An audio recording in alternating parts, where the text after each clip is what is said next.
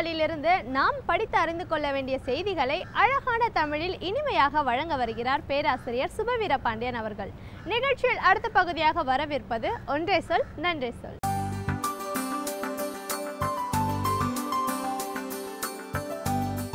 India ஒரே நாடு ஒரே பண்பாடு என்று ஒரு முழக்கத்தை சிலர் எழுப்பிக் கொண்டிருக்கிறார்கள். இந்தியா பல்வேறு தேசங்களை ஒருங்கடக்கிய ஒரு துணைக்கண்டம். இங்கே ஒரே பண்பாடு ஒரு நாளும் இருந்ததில்லை, இன்றைக்கும் இல்லை. வெவ்வேறு பண்பாடுகளை உடையவர்களை ஒரே பண்பாடு என்னும் கயிற்றுக்குள் கட்டுவது அவ்வளவு நாகரிகமான செயலும் இல்லை. அவரவர் பண்பாடு அவரவருக்கு, அவரவர் பண்பாடு குலையாமல் ஒருங்கிணைவது என்பதுதான் உயர்ந்ததே தவிர மற்றவர்களின் முகங்களையெல்லாம் அழித்துவிட்டு எல்லோருக்கும் ஒரே முகம்தான் என்று சொல்லுவது பொருத்தமானதில்லை. இந்த முயற்சி, இந்தியா என்று ஒரு நாட்டை உருவாக்குகிற முயற்சி வெள்ளையர்களிடமிருந்து தான் தொடங்கிற்று. பிரித்தானியர்கள் நம்மை ஆளுகிற போது இதற்கான முயற்சி 18ஆம் நூற்றாண்டின் இறுதியில் தொடங்கிற்று. சரியாக சொல்ல வேண்டுமானால் 19ஆம் நூற்றாண்டின் முதல் பாதி இந்தியாவில் தனித்தனியாக இருந்த பல சமஸ்தானங்களை ஒன்றாக கொண்டு வந்து சேர்த்தது. எனவே இந்தியா என்கிற ஒரு நாட்டை உருவாக்குகிற முயற்சி வெள்ளையர்களிடமிருந்து தான் தொடங்கிற்று என்பதை நாம் மறுக்க முடியாது. அது 19ஆம் நூற்றாண்டின் முற்பகுதியில் என்றால் அந்த காலகட்டத்தில் எவ்வளவோ பேர் தலைமை ஆளுநர்களாக, கவர்னர் ஜெனரல் என்று சொல்லுகிற தலைமை ஆளுநர் பதவிகளிலே இருந்தார்கள். ஆனாலும் கூட பிரித்தானியர்களால் நியமிக்கப்பட்ட 2 தலைமை ஆளுநர்கள், ஒருவர் பெயர் வெல்லஸ்லி என்பது, இன்னொருவர் பெயர் டல்ஹவுசி என்பது, இந்த 2 பேரும் தான் அதற்கான காரணம் என்று சொல்ல வேண்டும். வெல்லஸ்லி தொடக்கி வைத்த பணியை டல்ஹவுசி 19ஆம் நூற்றாண்டின் மத்தியில் முடித்து வைத்தார் என்று நாம் குறிப்பிடலாம். வெல்லஸ்லி இந்த நாட்டுக்கு தலைமை ஆளுநராக 1798 ஆண்டு பொறுப்பேற்றார். 1805 வரையில் 7 ஆண்டு காலம் அல்லது 8 ஆண்டு காலம் அவர் இந்தியாவிலே இருந்தார். அந்த 8 ஆண்டு காலத்திலே வெல்லஸ்லி பிரபு என்று சொல்லப்படுகிற அவர்தான் தனித்தனியாக கிடந்த சமஸ்தானங்களை மெல்ல மெல்ல பிரித்தானியரினுடைய ஆளுகைக்குள் கொண்டு வருகிற முயற்சியை தொடங்கினார். அதற்கு யார் உதவினார்கள் என்றால் அந்த சமஸ்தானத்து மன்னர்களே உதவினார்கள் என்று தான் சொல்ல வேண்டும். காரணம், அருகருகே பல சமஸ்தானங்கள், அந்த சமஸ்தானங்களுக்கு இடையிலே சண்டைகள். அந்த மகாராஜாக்கள் சண்டை போடுகிற போது அதுவரையில் தனியாக தங்கள் வலிமையை வைத்து போராடி கொண்டிருந்த அந்த சமஸ்தானத்து மன்னர்கள் இப்போது வெள்ளைக்காரனும் வந்திருக்கிறான், வியாபாரத்திற்குத்தான் வந்திருக்கிறான் என்றாலும் அவனும் படை வைத்திருக்கிறான், அந்த படையை நமக்கு உதவிக்கு கேட்கலாமே என்று கேட்கத் தொடங்கிய போதுதான் பிரித்தானியர்களுக்கு புரிந்தது, நல்லது, இவர்கள் தங்களுக்கான வலையை தாங்களே பின்னிக்கொள்ளுகிறார்கள் என்பது. அதனை வெல்லஸ்லி பிரபு மிக நுட்பமாக கையாண்டார். எந்த மன்னர்களுக்கிடையிலே சண்டை வருகிறது என்று கவனித்து பார்த்தார், அல்லது சண்டையை இவரே உருவாக்கினார். பிறகு அந்த 2 சமஸ்தானங்களுக்கும் இடையிலே போர் மூடுகிற போது யார் பலவீனமாக இருக்கிறானோ அவனை அழைத்து அவனிடத்தில் பேரம் பேசினார். உனக்கு வேண்டுமானால் நாங்கள் எங்கள் படைகளை அனுப்பட்டுமா?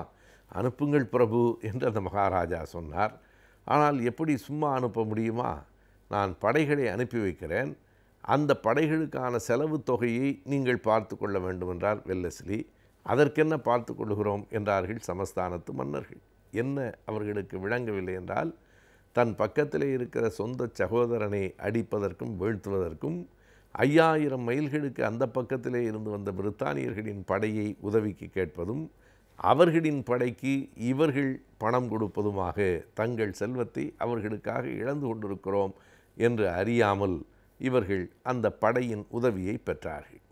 ஆனால் வெல்லஸ்லி மிக தெளிவாக சொன்னார், அந்த பிரித்தானிய படைகள் இராணுவத்திற்கான பணத்தை கண்டிப்பாக நீங்கள் கொடுத்து விட வேண்டும்.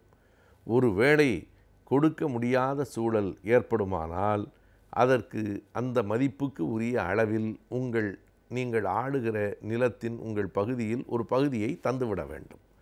அப்படி பல மகாராஜாக்கள் தங்களின் நிலத்தை இழந்தார்கள். தாங்கள் ஆளுகிற பகுதியில் ஒரு பகுதியை விட்டு கொடுத்துத்தான் பிரித்தானியர்களினுடைய படைகளை தங்களுக்கு ஆதரவாக பெற்றார்கள். இந்த ஒப்பந்தத்திற்கு வெல்லஸ்லி ஒரு பெயர் வைத்தார், உதவும் ஒப்பந்தம் என்பது. மிக பொதுவாக உதவும் ஒப்பந்தம், யாருக்கு உதவும் ஒப்பந்தம் என்பதை காலம்தான் தீர்மானித்து வெளிப்படுத்தியது.